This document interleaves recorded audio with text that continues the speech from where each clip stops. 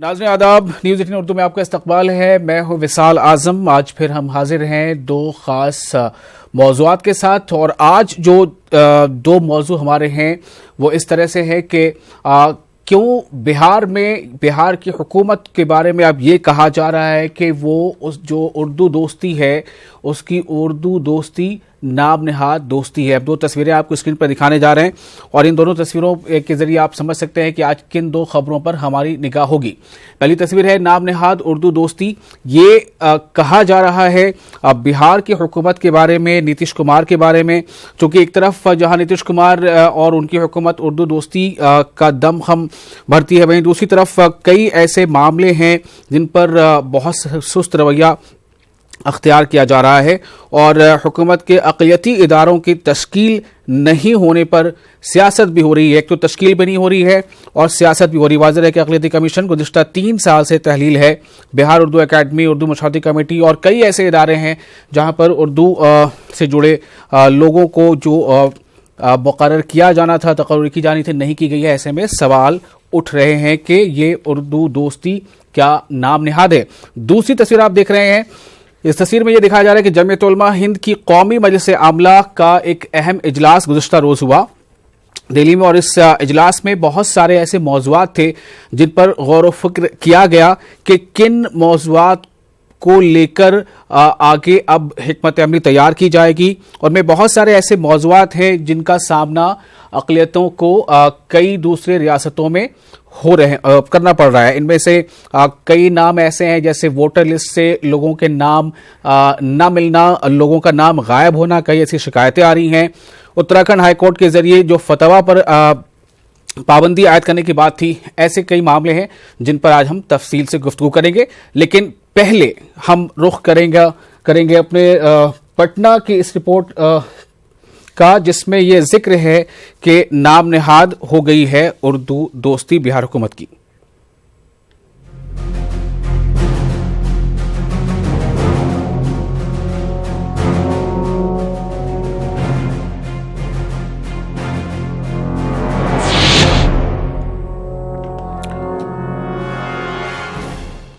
वैसे तो उन 5 रियासतों में जहां असेंबली इंतखाबात होने हैं आइंदा, उसमें बिहार का नाम नहीं आता है, लेकिन जो जनरल इलेक्शन होने हैं उसको लेकर वहां सरगर्मी तेज हो गई है और बिहार में इंतखाबी सरगर्मियां शुरू होने पर नतीजे के तौर पर रियासत के 17% अक़लियत आबादी को रिझाने का सिलसिला भी शुरू हो चुका है।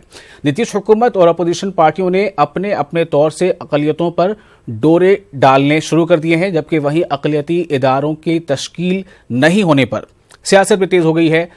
वाज़ेह है कि अक़लियती कमीशन गुज़िश्ता 3 सालों से तहलील है। गौर करने की बात है कि अक़लियती कमीशन गुज़िश्ता 3 सालों से तहलील है।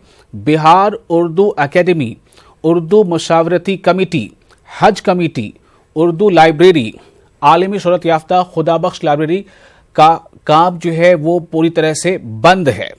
करीब 1,50,000 तलबा के मुस्तकबिल से जुड़ा बिहार मदरसा एजुकेशन बोर्ड भी तहलील है, लेकिन इस ताल्लुक से हुकूमत की जानिब से कोई मुनासिब कार्रवाई नहीं की जा रही है।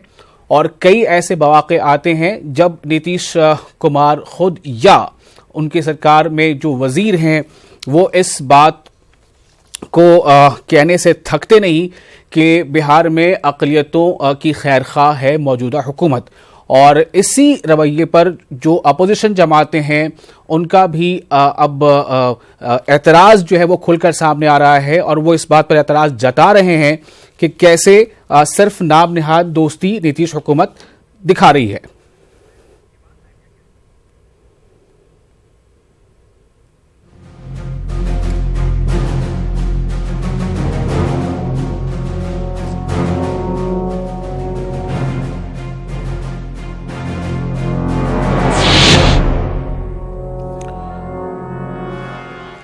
तो इस वक्त हम सीधे रुख करेंगे अपने नुमाइंदा महफूज का, जो हमारे साथ पटना से मौजूद हैं, और उसके बाद हम आपको ये भी दिखाएंगे कि जो अपोजिशन जमातें हैं ख़ासतौर से वो किस तरह से इस मौजू पर यानी नाम नेहाद उर्दू दोस्ती पर कैसे सरकार को घेरने की कोशिश कर रही हैं। पहले रुख करते हैं महफूज का।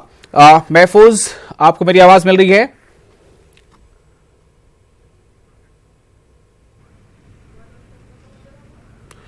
तो महफूज, सवाल अहम है कि एक तरफ बातें होती हैं उर्दू दोस्ती की, नीतीश कुमार ये कहते नहीं थकते।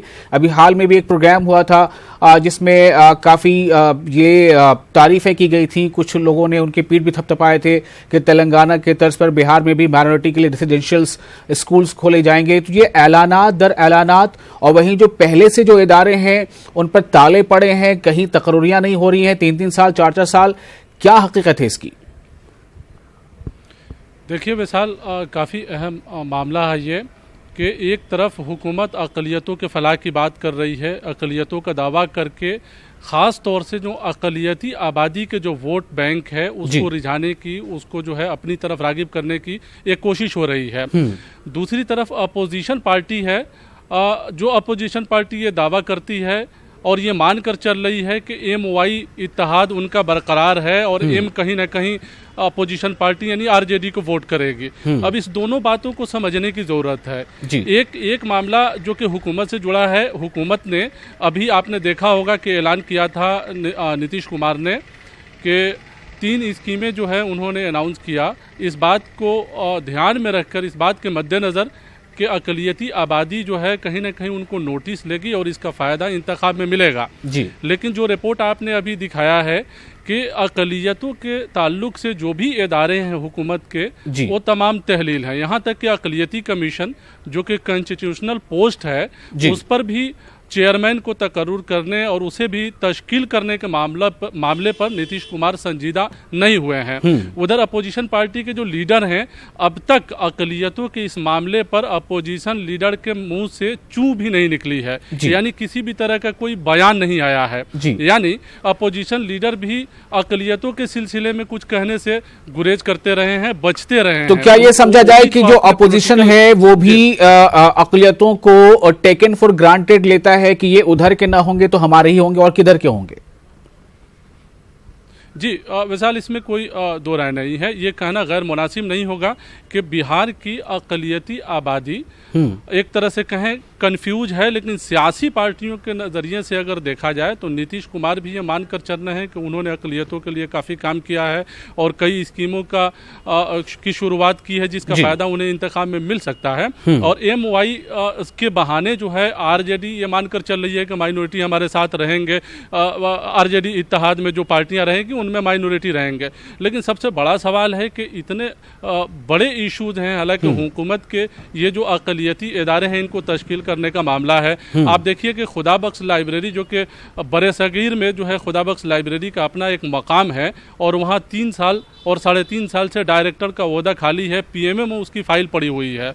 तो क्या नीतीश कुमार के लिए ये ज़रूरी नहीं है कि वो अपनी इत्तेहादी पार्टी BJP को से बात करें और मरकज़ी हुकूमत से बात करें कि कम से कम वहाँ डायरेक्टर बहाल हो? डायरेक्टर के नहीं होने के सबब लाइब्रेरी का काम पूरे तरीके से बंद है। आपने इसी तरह देखा होगा कि AMU का इशू जो है काफ़ी संगीन रहा है सीमांचल में। AMU का मामला जो है अब तक वो मसला बना हुआ है। नीतीश कुमार ने ज़मीन देकर अपनी जिम्मेदारी पूरी कर ली, लेकिन वहाँ के जो कांग्रेस के MP है असरारुल हक साहब, उन्होंने अपने दौरे मतलब 2 बार के मुद्दते कार में 1 बार भी पार्लियामेंट में AMU के मुतालिक कोई सवाल नहीं किया।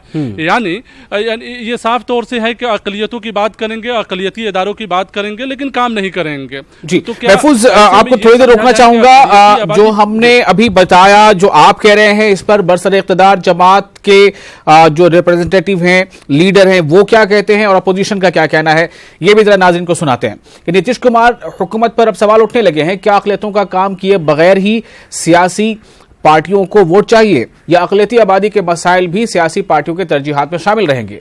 देखिए इस ताल्लुक से बरसर इक़्तिदार पार्टी और अपोजिशन पार्टियों के लीडरान का बयान।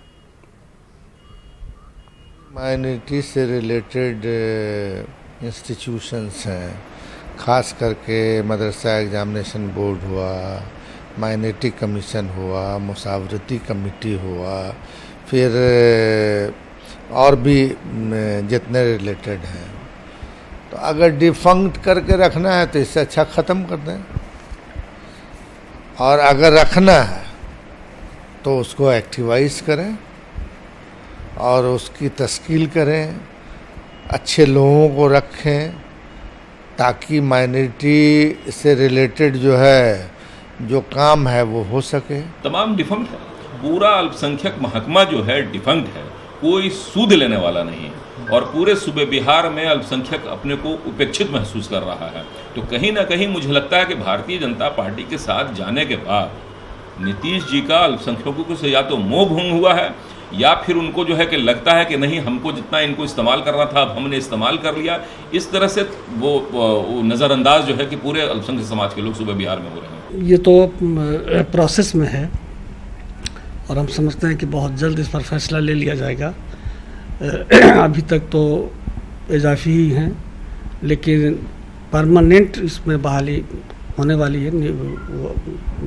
चेयरमैन किसी को, माकूल आदमी को जिनकी तलाश की जा रही है, तो वो वज़ीर आला के लेवल से होना है। सबका गठन कर दिया जाएगा बहुत जल्दी और इस पर मुख्यमंत्री के लेवल से कंसिडरेशन चल रहा है और सारे बोर्ड निगम बहुत सारे खाली हैं, वो सब पर नियुक्ति हो जाएगी। उर्दू एकेडमी जो उर्दू आबादी के लिए, उर्दू दां लोगों के लिए इदारा था, उर्दू दां को मदद करता था। वहाँ पर लोग आते थे तो कुछ फंक्शन होते थे, कुछ उर्दू के डेवलपमेंट की बातें होती थी, लेकिन अफसोस कि वो भी 2 महीने से तहलील है और सरकार ये कह रही है कि हम उर्दू नवाजी के दावे कर रही है।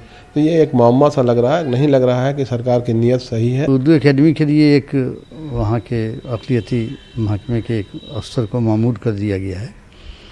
हम समझते हैं कि डे टू डे के जो मामलात होते हैं वो वहाँ होते रहेंगे और किसी काम में रुकावट नहीं आएगी। ये तो सरकार की मंशा पर सवाल खड़े होते हैं कि जब बिना डायरेक्टर के इसका क्या विकास हो सकता है।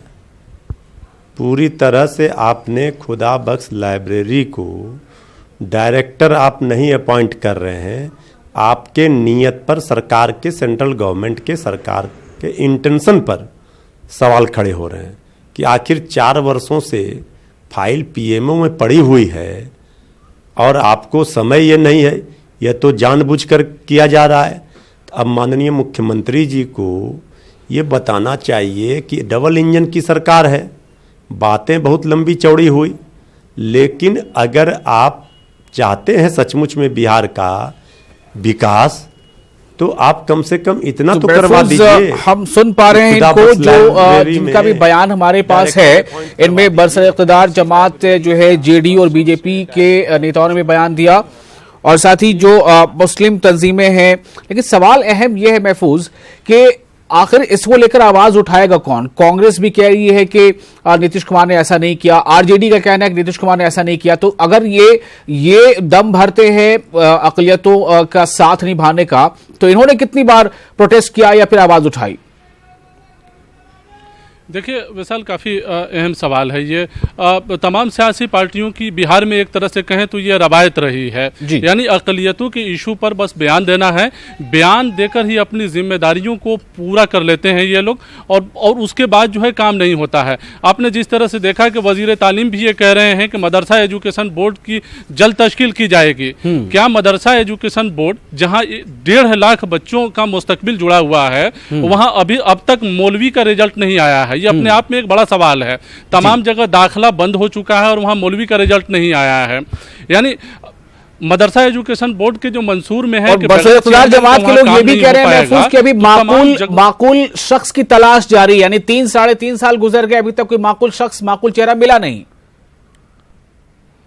देखिए, जिस तरह से हुकूमत अपना दावा करती रही है कि अक़लियती इदारों को तश्कील किया जाएगा और माकूल शख्स की तलाश की जा रही है, बात सही है कि ये माकूल शख्स कौन होगा, यानी कौन लोग होंगे जो बासलाहियत लोग होंगे जो इदारों में जो हुकूमत बहाल करेगी। जी, एक बात यहाँ और ये कहना चाहेंगे कि अजीम इत्तेहाद की हुकूमत में ये तमाम शोबे जो है करीब ज़्यादातर शोबे तहलील हुए थे और कुछ शोबों की मुद्दत कार जो है 2 महीना और 3 महीना पहले पूरा हुई है। वहाँ ये एक मसला सामने आया कि जो अजीम इत्तेहाद में शामिल जो पार्टियां थी सब अपने अपने लोगों को वहां बहाल कराना चाहती थी, अपने अपने लोगों को वहां पे रखवाना चाहती थी। कई इदारे ऐसे हैं जो पॉलिटिकल पोस्ट, जहां पॉलिटिकल लोगों का सेटलमेंट किया जाता है, लेकिन नीतीश कुमार एनडीए में शामिल हो गए और वो भी एक अच्छा खासा वक्त हो गया, लेकिन बावजूद इसके अक़लियती इदारों का तश्कील नहीं होना कहना सही है। लेकिन एक सवाल ये भी महफूज कि जो अक़लियतों की जो आबादी है, जो तंजीमें हैं, क्या वो भी महज इस बात से खुश हो जाती हैं कि कोई दावत इफ्तार मुहर्रम में आए और हमारी टोपी पहन ले, क्या वो भी महज इस बात से खुश हो जाते हैं कि वो किसी मजार पर आए और वहां के शॉल ओढ़ ले, इतने से ही उनका काम चल जाता है? क्या इससे आगे वो कोशिशें करते हैं, उससे आगे बढ़कर वो अपनी मांगे मनवाने की कोशिश करते हैं? देखिए, हर पॉलिटिकल पार्टी में मुसलमानों की कुछ जमात है जो अपने उस पॉलिटिकल पार्टी के सुप्रीमो को मजार पर, खानकाहों पर और टोपी पहनाना, अफ्तार कराना, ये तमाम चीजें करके अपने पॉलिटिकल कैरियर को बनाने की लोग कोशिश करते हैं। सवाल, बुनियादी सवाल का है कि तमाम माइनॉरिटी के मामले हल हों, उनके मुश्किलों पर काम हल किया जाए, उनके बुनियादी मसाइल को हल किया जाए। इस सिलसिले में कोई कोशिश नहीं की जाती है। और यही वजह है कि आप देखिए कि मौलाना मजहरुल हक यूनिवर्सिटी जो पटना में कायम है, जब जीतन राम मांझी वजीर आला थे, उन्होंने 5 एकड़ ज़मीन पटना में दिया था, लेकिन नीतीश कुमार जब फिर वजीर आला बने उसके बाद से आज तक वहाँ एक ईंट तक नहीं जोड़ी जा सकी है। मौलाना मजहरुल हक यूनिवर्सिटी आज भी एक आर्जी इमारत में चल रही है। AMU का सवाल आपके सामने है, अक़लियती इदारों की तहलील और उनके कारकिर्दगी आपके सामने है। ऐसे में सवाल है कि किस तरह फिर बुनियादी मसले हल होंगे। नीतीश कुमार कह रहे हैं कि महफूज बहुत अहम सवाल है, और जैसा आप बता रहे हैं उससे यही लगता है कि सिर्फ सियासी जमातों के पे वादों पर तकिया करना ही काफी नहीं है। आप खुद ही कह रहे हैं कि कमी कुछ मुस्लिम और जो उर्दू के नाम पर जो तंजीमें हैं उनके अंदर भी है, और ये लोग उस तरह से अपनी मांगे मनवाने की कोशिश नहीं कर रहे हैं। शुक्रिया आपका इस तफसीली बातचीत के लिए। तो आपने देखा किस तरह वहां पर नीतीश कुमार, जो खुद को नीतीश कुमार की हुकूमत उर्दू दोस्त बताती है, लेकिन वहां पर कितने ऐसे मसले पड़े हैं जहां पर अभी तकर्रियां नहीं हुई हैं, बहाली नहीं हुई है, मदरसा बोर्ड का क़याम नहीं हो पाया है, खुदा बख्श लाइब्रेरी 3-3.5 साल से वहां पर उसके डायरेक्टर की तकर्री नहीं हुई, बहुत सारे ऐसे मामले हैं। बहरहाल, तो इन तमाम मामलों को लेकर सरमहरी साफ देखी जा सकती है।